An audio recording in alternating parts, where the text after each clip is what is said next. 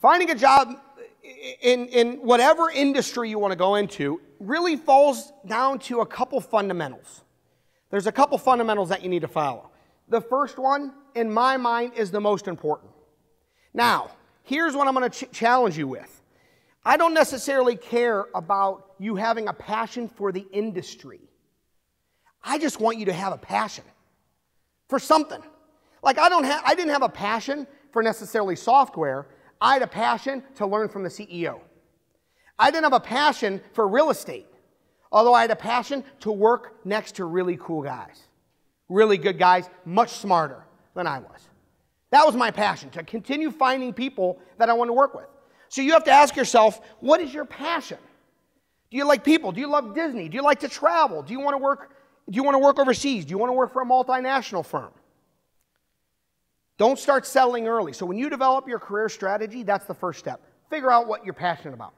By the way, I would rather hire an accountant with a 2.0 GPA who has a passion for real estate than I would a 4.0 GPA who doesn't care about real estate.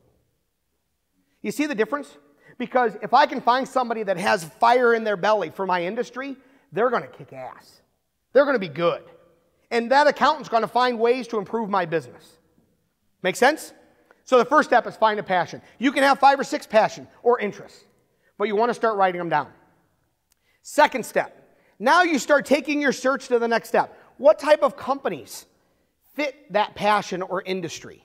So start identifying the industry that you want to be a part of, and the industry can be determined by a couple things. First of all, geographic is an important aspect. Geographic location is an important aspect of the industry that you pick. Because if you want to stay living close to your family, which some people do, and it's not bad to say that, find industries that are geographically close to your family. If you want to travel the world, try to find a company that's a multinational, that has the ability to go to different places. If you're picking an industry, especially, this is what we highlight in the new book, is that figure out in today's economy, what are the growth industries? Figure out ahead of time, where is the industries growing? And I'll tell you right now, the top 3 industries, healthcare is number 1. And the reason healthcare is number 1, and it's every aspect of healthcare, not just hospitals. Healthcare means the baby boomer generation is starting to retire. They're all 55, 65 years old, starting to retire. As they retire, this 30 million people bubble, 30 million people in this bubble are going to go through our health system. They're going to need new hips, new knees, new drugs, new pharmaceuticals. And by the way, all of those health companies need people like you guys. They need HR, they need marketing, they need sales, it doesn't matter if you know healthcare.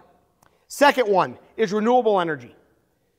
Wind, solar, biofuel, and natural gas.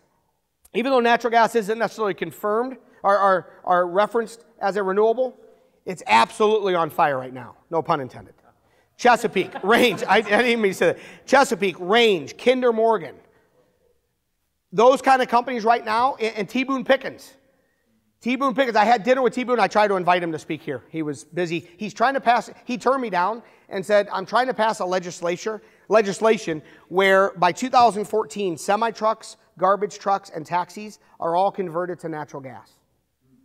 And by the way, guess what T. Boone's doing? And we're doing for T. Boone. We are building 200 natural gas stations around the country. So when the legislation passes, Johnny on the spot. That's why he's a billionaire. So the point is natural gas, wind, solar, anyway, energy is a great market. The last thing is mobile technology.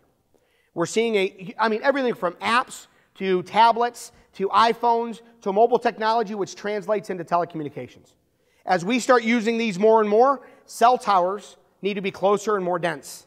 So Verizon is a company that's going to continue growing, companies like that. And there's a couple other industries, but you have to identify what industries are going to be urgent in the next 5 years. So if you don't know what industry you want to work in, start thinking about, okay, where are we going to be out of this recession 5 years from now?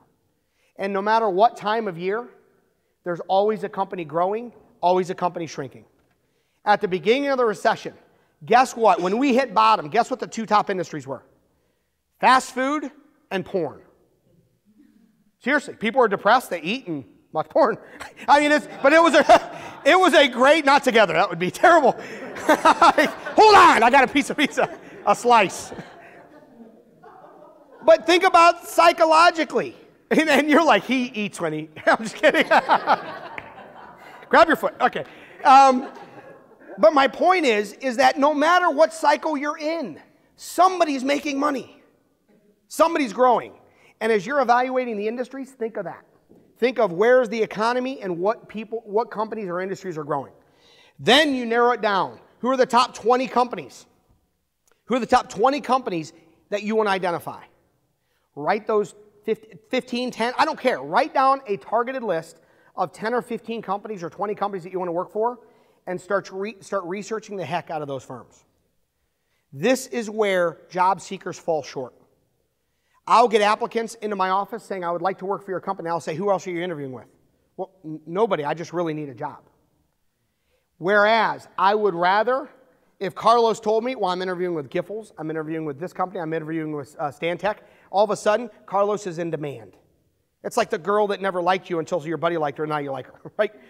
You guys did fine. But the point is now I kind of want Carlos more than ever because he's interviewing with other firms.